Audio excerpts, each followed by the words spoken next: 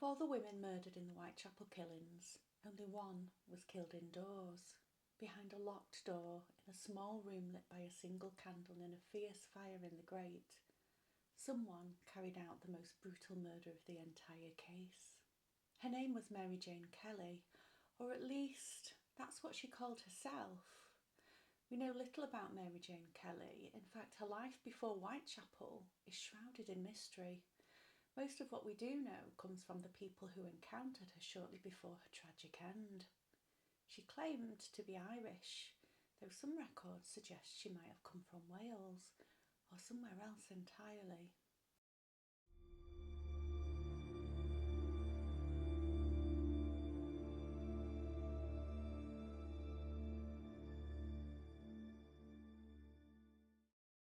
The first theory we'll look at today is that Joseph Barnett, Mary Jane's former live-in boyfriend, was Jack the Ripper. Joseph Barnett was born around 1858 to an Irish immigrant family in Whitechapel and grew up in poverty in London's East End. There aren't many records about his life before 1888. Like many East Enders, he could likely read and write a little, but it's likely that he left school at a young age to begin work. Whitechapel was a place where survival was a daily struggle. The streets were filled with people desperate for any kind of work, especially women like Mary Jane Kelly, who had few options but to sell their bodies for survival. And yet, in the shadow of such hardship, relationships formed, fractured, and sometimes turned violent. When Joseph Barnett met Mary Jane Kelly, he was working as a fish porter at Billingsgate Fish Market, one of London's busiest and roughest markets. The job of a fish porter was gruelling. He would have hauled crates of heavy iced fish all night and early morning. It required strength, stamina, and a tough mindset. By 1888, Mary Jane and Joseph had been living together for around 18 months and shared a room together at 13 Miller's Court, just off Dorset Street, which was known as one of the worst streets in London. The worst streets in the worst slums of London, and the location would become even more infamous as the place of her death. However, in the months before her murder in November 1888, their relationship had begun to fall apart. This was because in July 1888, Joseph lost his job as a fish porter. Some sources say he lost his formal porter's licence, which was required to work at Billingsgate, and some that he just lost regular work, either due to bad behaviour or a dispute. There's no surviving records to confirm this. Whatever the reason, he was unable to support the two of them any longer, and Mary Jane was forced to return to the streets. Mary Jane had been open with Joseph about her past, including the trip to France with a client, and preferred to be called Marie Jeanette because of it. By all accounts, Barnett was not a violent man, but the relationship became tumultuous. Barnett apparently was deeply uncomfortable with this part of her life. He wanted her to leave that world behind, but she couldn't, or perhaps wouldn't. The two argued constantly about Mary Jane's return to prostitution and about her allowing other prostitutes to stay in the little room. Barnett's jealousy and frustration grew. He was a man slipping through the cracks, once a steady worker at Billingsgate, now aimless, financially broken, and watching the woman he loved return to a world he despised. Some accounts suggest he saw himself as a kind of saviour for Mary Jane, trying to pull her out of prostitution, but her refusal to comply could have felt like a betrayal.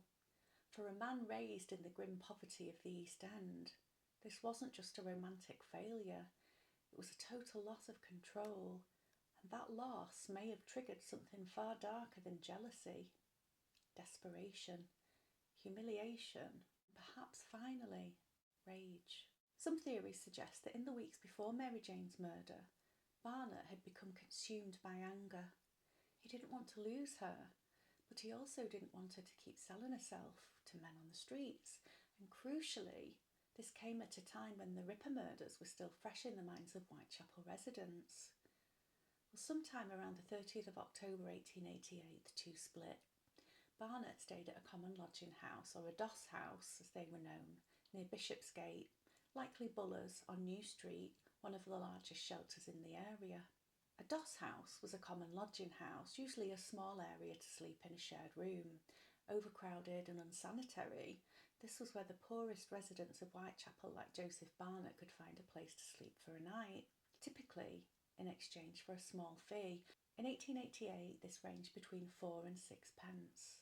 Even after the breakup, he stayed close enough to visit, close enough to watch, and some would say close enough to kill. Some believe that Joseph Barnett was Jack the Ripper, using the murder spree to try and scare Mary Jane Kelly away from her work.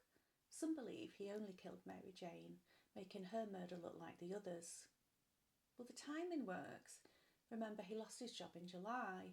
The first canonical victim, Mary Ann Nichols, was murdered on the 31st of August 1888.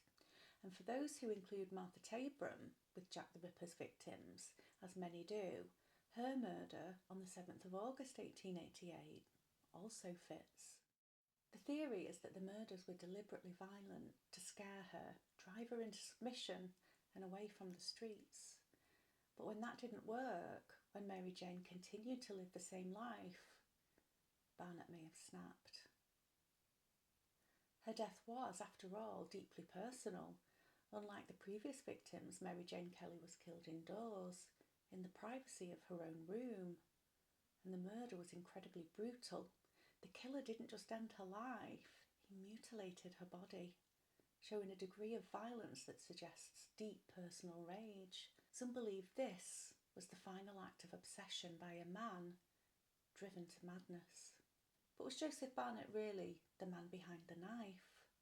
There are several reasons to question this theory, and not just for the lack of physical evidence linking him to the crimes. Police always suspect the partner first, don't they? And this may also have been the case back then, but he was cooperative with the police, even offering details of the lifestyle. Scotland Yard's lead detective on the case, Frederick Aberline, did seriously consider Joseph Barnett as a suspect, at least at first. Aberline personally questioned Barnett extensively for 4 hours at the Commercial Street Police Station. Both Barnett and his clothes were carefully examined for blood or any other signs of involvement, but nothing suspicious was ever found. Barnett also had an alibi.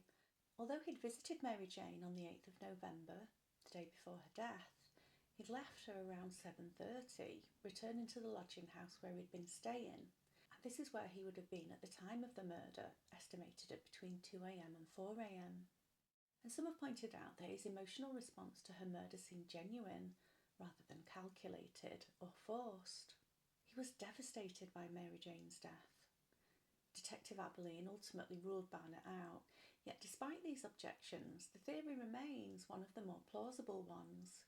After all, Barnett had access to Mary Jane's room, and many believe that only someone who knew her intimately could have committed such violent acts. His motive, driven by jealousy and love, seemed to be the perfect storm for a crime of this magnitude. It's not surprising that Barnett has been put forward as a suspect. There have been countless examples over the years of men who have violently attacked and killed the partners or former partners as a result of jealousy. So Joseph Barnett, a man who could have been driven by jealousy, frustration and control, a man who might have been so desperate to keep Mary Jane Kelly to himself that he took her life in one of the most brutal ways imaginable. Barnett's possible role as Jack the Ripper makes Mary Jane Kelly's murder personal. After all, she wasn't just another victim, she was his lover, his confidant, and that makes her death stand out in a way that none of the other Ripper murders do. But is it enough to prove his guilt? Without hard evidence, this theory remains just that, a theory. Barnett was questioned but ultimately cleared by the police. No matter how compelling the case may seem, there's still no physical evidence linking him to the killings. He may simply have been the man who loved Mary Jane Kelly. Now think about this. What if the real mystery wasn't Mary Jane Kelly's death, but her identity? What if she wasn't who we thought she was? And could her gruesome death be part of a much bigger story? Wynne Weston-Davies, a British surgeon, claims that Mary Jane Kelly was in fact his great-aunt Elizabeth Weston-Davies. He detailed his theory in his 2015 book, The Real Mary Kelly, Jack the Ripper's fifth victim, and the identity of the man who killed her. and I'll link the book in the description below if you're interested. So Wynne Weston-Davies claims that Mary Jane Kelly was his great-aunt Elizabeth, the daughter of a Welsh quarry owner. She was educated, leaving school at 16 before going on to employment as a lady's maid to Mary Cornelia, the Marchioness of Londonderry, a privileged position. And she travelled to London during the course of this employment sometime before 1881. In November 1884, Mary Cornelia's husband died whilst they were all visiting their home in Wales. Mary Cornelia decided to remain in Wales. Well, Elizabeth must have enjoyed her London life as she returned, and within days she was working in a high-class French brothel in Kensington. And it was during this employment that she met Francis Craig, a newspaper editor, the man with whom she would travel to France. Well, first, to make everything proper, the two were married in Brook Green Registry Office on the 24th of December 1884. No members of either family were present. Allegedly, his parents didn't approve. And the book does refer to a marriage certificate, although this isn't reproduced in the book. Allegedly, Elizabeth gave a false age, 26, when she was actually 28. We've all done it. For reasons that are not entirely clear, the marriage broke down. A divorce petition allegedly claims that Elizabeth had left him by May the following year. She changed her name to Mary Jane Kelly, moving gradually east to escape him. He searched for her, eventually finding and then murdering her brutally in the early morning hours of the 9th of November 1888. And he points to her murder being savage, personal, the act of a jealous, angry husband. And one of his key pieces of evidence is that Craig's handwriting allegedly matches the Dear Boss letter, which was sent to the Central News Agency in September 1888. This letter, famously signed Jack the Ripper, was a taunting note to the police and press, boasting about the murders and mocking the investigation. Could Craig, whose handwriting might mirror the infamous letter, have also been the killer? The connection between the letter and the suspect's handwriting raises an intriguing possibility. Some believe that these letters were the killer's way of making a public spectacle of his crimes, fueling the hysteria around Whitechapel. However, there's a question we need to first consider. Could a man like Craig, whose life had crumbled after his marriage to Elizabeth, or Mary Jane Kelly, have snapped and turned violent? The letter, with its mocking tone and cruel arrogance, seems to fit the personality of someone who was both highly disturbed and eager to manipulate the police and public perception. But we have to be cautious. As with all the theories in the case, handwriting analysis alone isn't definitive proof. There's still no concrete evidence linking Francis Craig directly to the murders or to the Dear Boss letter. And many others have claimed that their preferred suspect's handwriting also matches the Dear Boss letter. Wynne Weston-Davies claims that Francis Craig died by suicide in 1903 while confined in a lunatic asylum, and he links Craig's mental decline to his theory. Well, like many books claiming to have finally identified Jack the Ripper, when it was released in 2015 there was a lot of media hype. And I did enjoy the book. It's well written and it provides a rundown of the murders, though you can get that from most books on the subject. The detail given when discussing the inquest information reflects his medical knowledge, and the book weaves through his theory that Mary Jane Kelly was his great-aunt Elizabeth. The theory hinges on a few key points. Firstly, that Elizabeth Weston-Davies' life seems to disappear around the same time Mary Jane Kelly appeared in Whitechapel. However, there's no supporting documentation. In fact, there isn't any documentation that Elizabeth even existed. If Mary Jane Kelly was Elizabeth, who he claims would have been 28 in 1884, this would mean she was born around 1856. Beginning on the 1st of July 1837, it became a legal requirement for all births, marriages and deaths to be registered in England and Wales, so there should have been a birth certificate. However, none has been produced. He does state that those in more rural areas didn't always comply, but still, if you're making the claim, surely producing a birth certificate should be the starting point.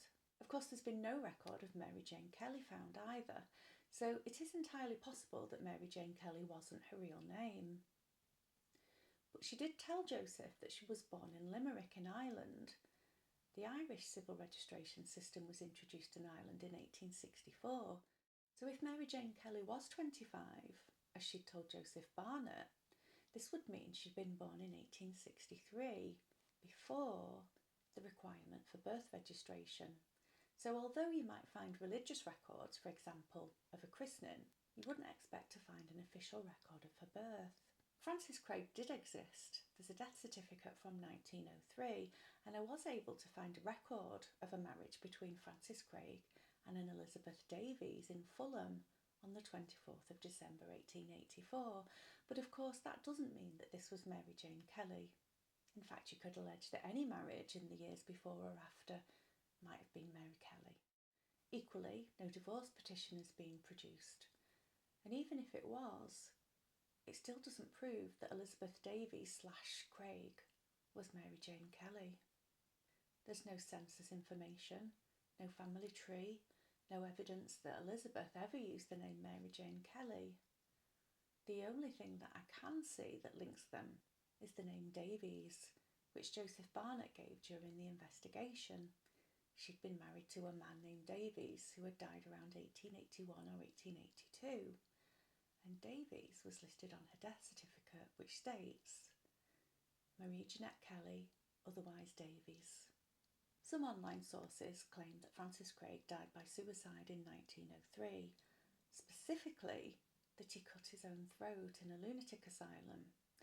It's a chilling detail, and it fits a little too neatly with the Ripper's own method of killing. However, this claim isn't actually in Wynne Weston-Davies' book. He only goes as far to state that Craig died in a mental institution in 1903. So the method of Craig's death by suicide appears to be an unverified rumour, possibly invented or maybe even misremembered in later discussions. So is Wynne Weston-Davies just trying to fit pieces together that don't really belong? Could he be projecting his own family history onto one of the most famous cases in history? Or could there be some truth to his theory that Mary Jane Kelly was never really the person we thought she was? While the Weston-Davies theory is certainly intriguing, it remains highly speculative. It hasn't been substantiated by any concrete evidence. In 2018, Wynne Weston-Davies submitted an application to the Ministry of Justice under the Burial Act 1857, requesting permission to exhume the body of Mary Jane Kelly in her resting place at St Patrick's Catholic Cemetery in Leytonstone. His aim was to obtain DNA from the remains in order to compare it to his own, to test his theory that she was his great-aunt, and then presumably to push the theory that Francis Craig was Jack the Ripper. Now, even if there was more proof, I sort of feel like she should just be left alone now, given everything that she went through. But I also don't think there is enough proof to take the theory seriously, let alone disturb her grave. And it appears that this was also the view of the court. The application was rejected, and significant ethical concerns were raised as a result. The disturbance of a murder victim's grave, the lack of strong historical justification, and there was also a fair amount of backlash. His request was heavily criticised, being called unjustified, disrespectful, and considered a publicity stunt timed to coincide with the release of his book. Even if the application had been approved, there's some uncertainty as to whether the marked grave is the precise burial spot, and therefore there's a strong likelihood that other graves would be disturbed. Mary Jane Kelly's death remains the final and most brutal chapter in a series of murders that still haunt the streets of Whitechapel. The Joseph Barnett theory fits with the known history at the time, a jilted lover acting out of jealousy and perhaps betrayal after she returned to prostitution. In contrast, Wynne Weston-Davies' theory hinges on a mystery identity and a much more convoluted connection to the Ripper killings. Both theories make her murder personal, not just a senseless act, but a final violent expression of a troubled relationship. Her death, so brutal and intimate, it could only have been driven by jealousy, anger, possession, and love turned dark. Both theories are compelling in their own ways. Both give us a more layered version of Mary Jane Kelly, but in very different ways. So who was Mary Jane Kelly really? Was she a doomed lover, murdered by the man who loved her? Or was she something else entirely, a woman living under a false identity, hiding from her past, and possibly the Ripper's final connection? I'd love to hear what you think. Do you believe Joseph Barnett could have been the one to end Mary Jane Kelly's life? Or do you think that Wynne Weston-Davies' theory holds weight, that she wasn't really Mary Jane Kelly at all? Let me know in the comments. Thanks for watching, and I'll see you next time.